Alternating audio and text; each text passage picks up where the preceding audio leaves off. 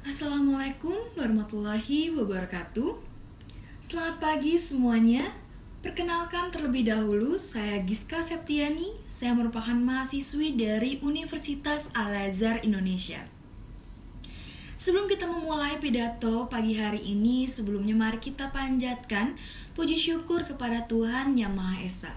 Karena berkatnya lah kami bisa berkumpul bersama pagi hari ini dengan cuaca yang cukup cerah.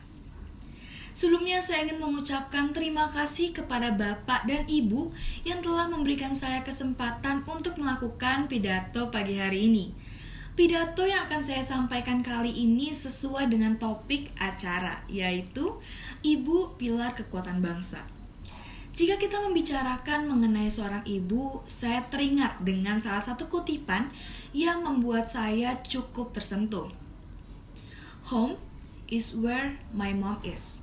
Kutipan dari Brittany Murphy, seorang artis asal Amerika ini membuat saya cukup tersentuh. Rumah yang sesungguhnya di mana ada ibu di sana. Iya, terkadang kita tidak sadar bahwa rumah yang membuat kita nyaman, yang membuat menjadi diri kita sendiri itu adalah dekat dengan ibu. Ibu merupakan tempat tinggal kita, cinta kita, dan juga kebahagiaan untuk kita. Saya rasa tanpa ibu kita tidak bisa apa-apa. Saya ingin bertanya, apa sih yang kalian pikirkan pertama kali dengan kata ibu? Wanita tangguh? Wanita paling berjasa? Atau wanita yang telah melahirkan kita? Semua itu benar. Ibu merupakan wanita yang tangguh, yang merelakan dirinya untuk berada di ujung maut untuk melahirkan kita. Ibu merupakan orang berjasa yang telah merawat kita. Mendengar kata ibu yang pertama kali saya pikirkan yaitu wanita pertama yang telah mendidik kita sebagai anak. Ibu dapat dikatakan sebagai sekolah pertama yang memberikan pelajaran akan sikap dan kepribadian anaknya. Kita wanita-wanita di sini yang ada di sini, wanita yang nantinya akan menjadi seorang istri dan ibu. Kalian adalah sosok yang paling saya hargai. Apakah kalian tahu bahwa wanita adalah sosok yang paling rapuh, namun juga wanita merupakan sosok yang paling kuat? Mungkin para lelaki menganggap wanita itu cengeng, manja, dan sebagainya. Namun jika kalian tahu dan kalian lihat, wanita merupakan sosok yang paling kuat dan juga sosok paling rapuh. Wanita akan berusaha terlihat kuat dan baik-baik saja, namun nyatanya tidak seperti apa yang terlihat. Ini merupakan apa yang saya alami sendiri. Ibu saya merupakan seorang wanita yang sangat kuat dan tangguh dan juga sabar. Mungkin dapat saya bilang saya sangat bangga memiliki ibu seperti beliau. Ibu saya merupakan sosok paling kuat dan sabar yang saya pernah temui. Ibu saya kehilangan sosok ayah sejak beliau masih menduduki kursi sekolah dasar. Namun, saya tidak malu memiliki sosok ibu yang hanya lulusan sekolah dasar.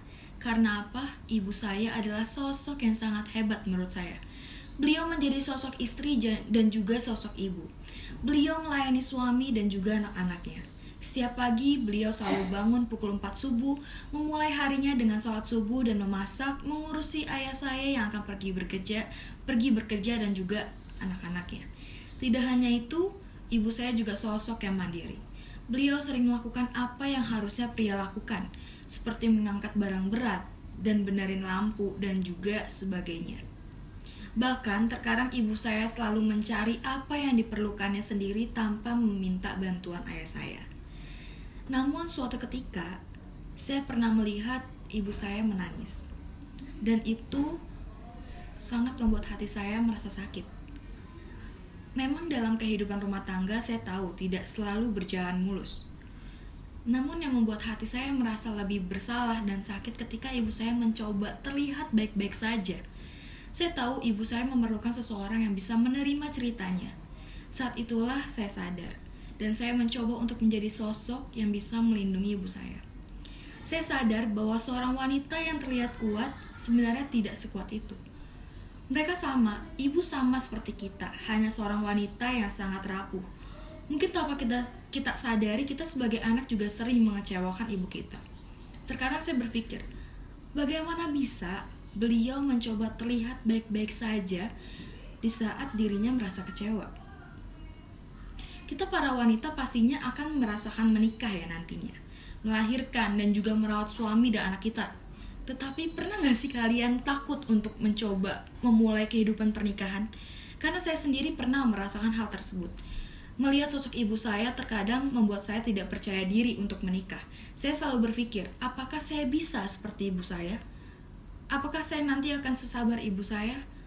Bahkan ibu saya yang sudah sesabar dan sebaik itu masih sering dikecewakan. Apalagi melihat berita-berita mengenai perselingkuhan di luar sana. Membuat saya sendiri terkadang takut untuk memulai kehidupan pernikahan.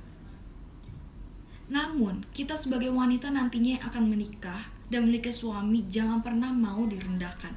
Kita memiliki harga diri. Kita seorang wanita harus bisa mandiri, tidak selalu harus mengandalkan orang lain nantinya. Kita bisa berdiri di kaki kita sendiri. Kita saat ini hidup di zaman modern, di mana saat ini kita bisa menjadi seorang istri dan juga ibu, serta juga kita bisa menjadi wanita karir. Banyak orang yang bilang, percuma kamu sekolah tinggi-tinggi kalau nantinya juga kamu bakal di rumah jadi ibu rumah tangga.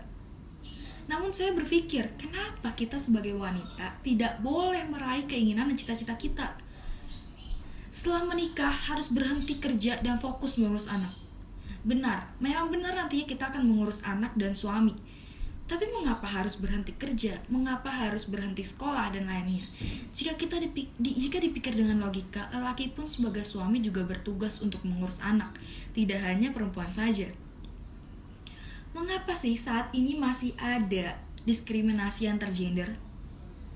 Kita sebagai wanita tahu kalau sudah jadi istri, tugas kita nantinya mengurus rumah, suami, dan juga anak.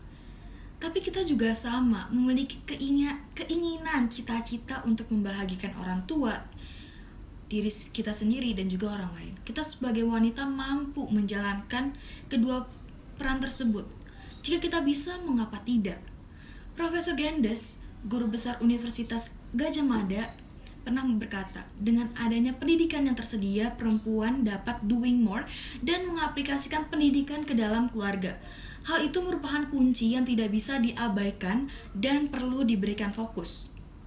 Maka dari itu, ketika seseorang wanita dan ibu berpendidikan yang baik serta cakap, maka human capital bangsa juga akan baik. Adanya stereotip itulah yang membuat munculnya diskriminasi gender. Wanita seringkali diremehkan. Hanya pria yang bisa menjadi pemimpin. Tidak. Kita seorang wanita juga bisa menjadi pemimpin. Kita bisa menunjukkan kemampuan kita dalam memimpin yang baik di dunia kerja ataupun di organisasi. Kita para wanita diciptakan istimewa. Kita semua sama. Seseorang yang tetap tegar meski nyaris nyerah, seseorang yang terlihat baik-baik saja namun sebenarnya rapuh. Kita wanita yang tetap sabar meski ingin mengeluh. Tetap selalu terlihat kuat meski nyatanya hampir terjatuh. Life is short, so let's enjoy yourself. Be strong, be kind, and do everything you wanna do. Tidak terasa ini sudah di akhir untuk saya menyampaikan pidato ini. Karena ini sudah di akhir, saya ingin memberikan dukungan kepada kalian para wanita di sini. Karena kita sesama wanita, ayo mari kita jalani hidup dengan apa yang kita inginkan. Tunjukkan bahwa kita bisa menjadi apa yang orang bilang tidak bisa. Kita harus tunjukkan kepada dunia bahwa kita sama. Terima kasih semuanya atas waktu yang telah diberikan untuk saya. Saya mohon undur diri. Selamat siang. Wassalamualaikum warahmatullahi wabarakatuh.